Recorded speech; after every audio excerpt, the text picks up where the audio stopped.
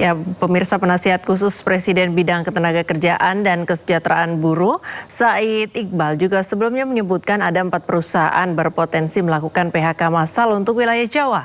Kondisi ini disebabkan adanya tekanan pelemahan permintaan ekspor, lonjakan biaya bahan baku impor, hingga nilai tukar rupiah. Penasihat khusus Presiden bidang ketenagakerjaan dan kesejahteraan buruh, Said Iqbal, menyebut ada 4 perusahaan yang terancam melakukan pemutusan hubungan kerja terhadap ribuan karyawan imbas panasnya situasi global mulai dari fluktuasi kurs hingga perang Iran melawan Amerika Israel yang tak kunjung mereda. Said Iqbal yang juga Presiden Konfederasi Serikat Pekerja Indonesia atau KSPI menyebutkan bahwa kondisi disebabkan ancaman PHK massal tersebut diketahui setelah dirinya melakukan kunjungan bersama Kementerian Ketenagakerjaan di sejumlah wilayah mulai dari Jawa Timur, Jawa Barat, serta Jakarta. Hasilnya terdapat sejumlah perusahaan yang mengalami persoalan sehingga terancam akan PHK karyawannya. Hal ini disebabkan dari ketidakpastian global yang mempengaruhi produksi terutama bagi perusahaan yang berorientasi ekspor dan perusahaan yang bergantung terhadap bahan baku impor. Ada beberapa daerah yang saya kunjungi dan saya menemukan beberapa kasus yang harus segera diambil langkah-langkah mitigasi. Saya ulangi sekali lagi, harus segera diambil langkah-langkah mitigasi oleh pemerintah bersama serikat buruh.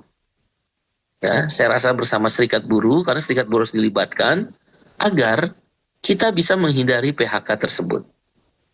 Dan sebagaimana amanat Bapak Presiden Prabowo Subianto kepada saya dan juga kepada orang dekat beliau, yaitu Pak Profesor Sukmi Dasko Ahmad, untuk meminta saya memitigasi persoalan-persoalan yang mungkin timbul di perusahaan sehingga berpotensi bisa terjadinya PHK. Diketahui sejumlah perusahaan mulai dari perusahaan produsen kertas di Mojokerto, Jawa Timur, PT Pakerin yang 80% produksinya sudah berhenti dan berimbas 2.000 pekerja tidak lagi bekerja. Kemudian perusahaan produsen sepatu di Bandung, Jawa Barat ada potensi ancaman PHK 4.000 karyawan akibat keterlambatan bahan baku untuk membuat sepatu Nike. Ketiga, perusahaan komponen otomotif di Pasuruan dan Mojokerto, Jawa Timur yang terancam PHK ribuan karyawannya. Dan terakhir, perusahaan garmen di Jakarta yakni PT Amos di mana sudah 4 bulan karyawannya tidak dibayar gaji hingga BPJS Kesehatan milik karyawan pun bermasalah.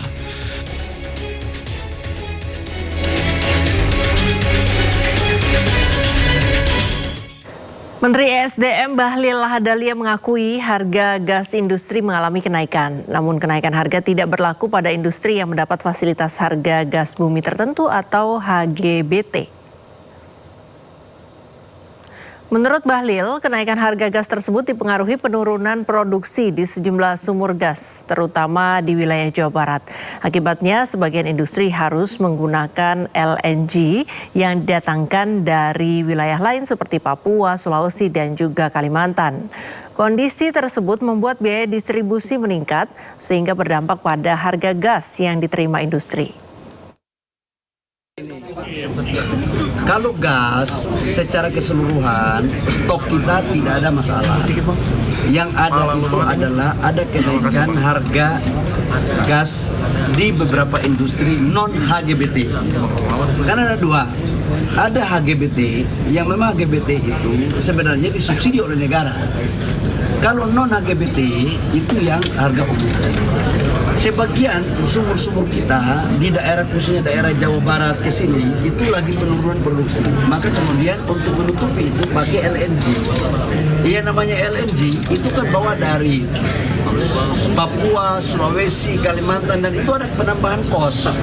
Nah itu yang kita lagi mencari untuk menengahi agar jangan juga industrinya ditaruh diberikan beban harga yang tinggi. Bahlil juga memastikan rencana impor minyak dari Rusia terus berproses setelah sebelumnya disepakati oleh kedua negara.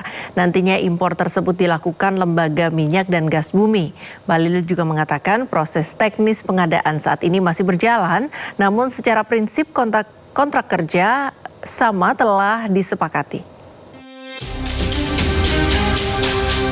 Menteri ESDM Bahlil Lahadalia memastikan skema pembelian minyak mentah dari Rusia tetap berjalan dan kontrak impor telah dilakukan oleh Lemigas atau Badan Layanan Umum di bawah Kementerian ESDM.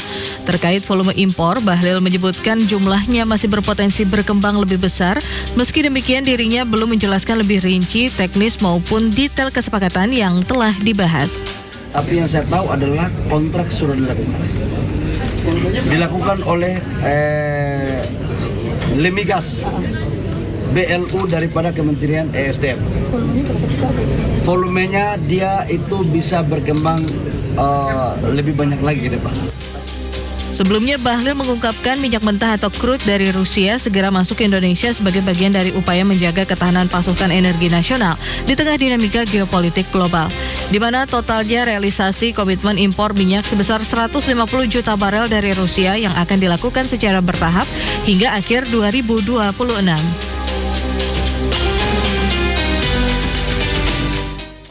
2 hari terakhir, solar subsidi malah sangat sulit didapatkan di sejumlah SPBU di Jawa Timur. Di Surabaya dan Pasuruan, ratusan truk dan kendaraan barang harus antre berjam-jam demi mengisi solar. Antrean mengular ke jalan raya hingga 1 km lebih. Antrean puluhan truk dan angkutan barang mengisi solar subsidi di SPBU Jalan Mastrip, Karangpilang, Surabaya mengular sepanjang 1 km hingga ke jalan raya. Sopir truk harus antre berjam-jam karena pasokan solar subsidi di sejumlah SPBU tiba-tiba langka sejak 2 hari lalu. Hanya tersedia di beberapa SPBU, itu pun sangat terbatas jumlahnya. Berapa lama ya tadi ngantrinya? Ada 1 jam. 1 jam ya tadi ya? Penuh apa? Kosong. Oh kosong, nggak ada? Ya. Habis ya? Terus ganti kosong. Kosong ya? Ya, Berarti 2 SPBU kosong? kosong. Tidak hanya di Surabaya, antrean ratusan truk dan kendaraan barang juga terjadi di SPBU Pantura, Cangkring, Malang, Pasuruan. Antrean mengular di pinggir jalan raya penghubung Surabaya Probolinggo. Tidak ada pilihan, sopir truk harus menghabiskan waktu 2 jam lebih demi isi solar subsidi. Akibatnya aktivitas pengangkutan barang terganggu dan merugikan pengusaha. Menemui SPBU ini dari timur sampai sini banyak yang kosong, Mas. Banyak. Ada dari di Pasuruan tapi Full yang antri. Kelangkaan solar subsidi terjadi sepekan sebelum penerapan wajib biodiesel 50% pada 1 Juli mendatang. Wajib biodiesel B50 itu akan memangkas impor solar besar-besaran pada tahun ini. Tim Liputan iNews melaporkan. Presiden ke-7 Republik Indonesia Joko Widodo tiba di Lampung. Kedatangannya untuk menghadiri acara PSI. Jokowi tiba di Bandara Raden Inten II Lampung pada Jumat siang. Kedatangan Jokowi disambut kader PSI. Kunjungan ini menandai dimulainya safari politik Jokowi di Provinsi Lampung. Presiden ke-7 Republik Indonesia Jokowi rencananya akan berada di Lampung selama 3 hari. Selain menghadiri sejumlah agenda politik, Jokowi juga akan bertemu dengan tokoh masyarakat dan mengikuti kirab budaya.